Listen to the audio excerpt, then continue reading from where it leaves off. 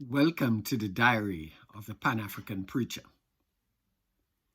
There is a Zulu proverb that says, I am a person through other people. My humanity is tied to yours. The Nigerian-American writer Chimamanda Ngozi Adichie famously appealed to us to avoid reductive, stereotypical accounts about a group or people repeated as if true and as the only experience of those people. The tragedy of the current Israeli-Palestinian conflict is that it turns the God-given blessing of human diversity into a theater of human conflict and suffering.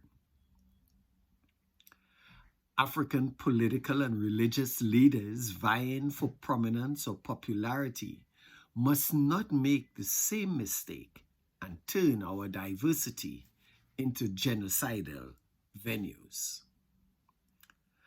I came across a fellow preacher who made an error by substituting the term Israeli when speaking of the Israelites in the book of Joshua.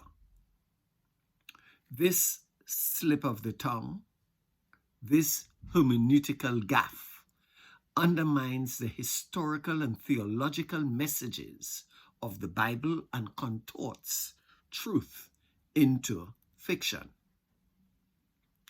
Knowing the strength of the Christian church on the African continent, this Pan-African preacher needs to state that the term Israelite is not the same in meaning as the term Israeli.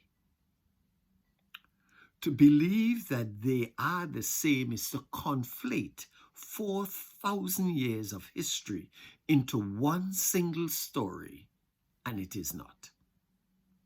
To believe they are the same is to do damage to biblical interpretation, and it is historically inaccurate. I believe it is important to know and distinguish between the ancient United Kingdom of Israel, whose people were known as Israelites, and that of the modern state of Israel, whose citizens are called Israelis. An Israeli is a national of the modern state of Israel, whose religion could be Judaism, Islam, Christianity, Druze, Baha'i. They could be secularists or even atheists. An Israeli in ethnicity could be a Jew, a Palestinian, a European, a Circassian, an African American, an Arab, a Samaritan, or another ethnic minority. In other words, an Israeli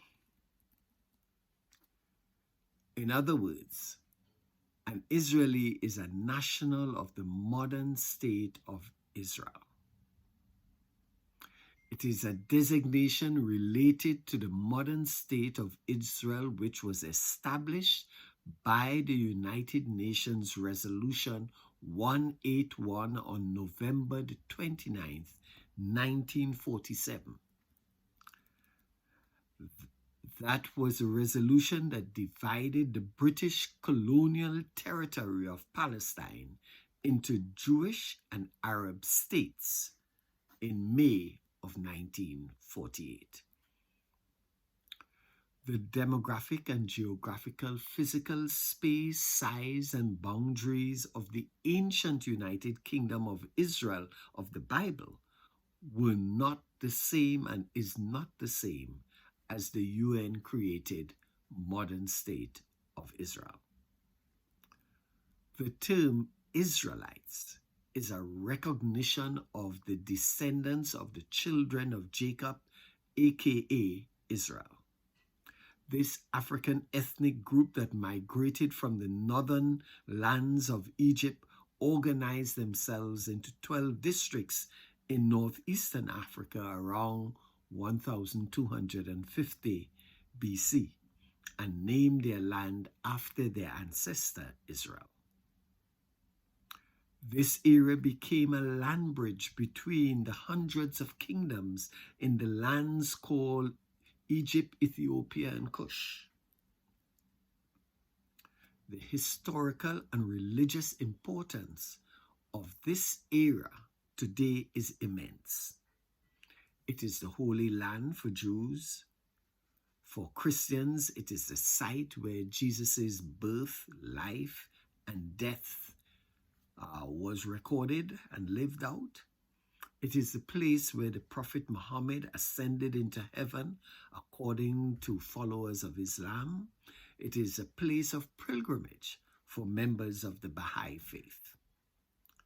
This place called Israel-Palestine has major geopolitical importance due to its historical and religious significance and its current strategic location. It is therefore extremely dangerous and disingenuous, whether we are politicians or prophets, to merge its diverse histories, peoples, lands, and religious experiences into a single story. Ashe.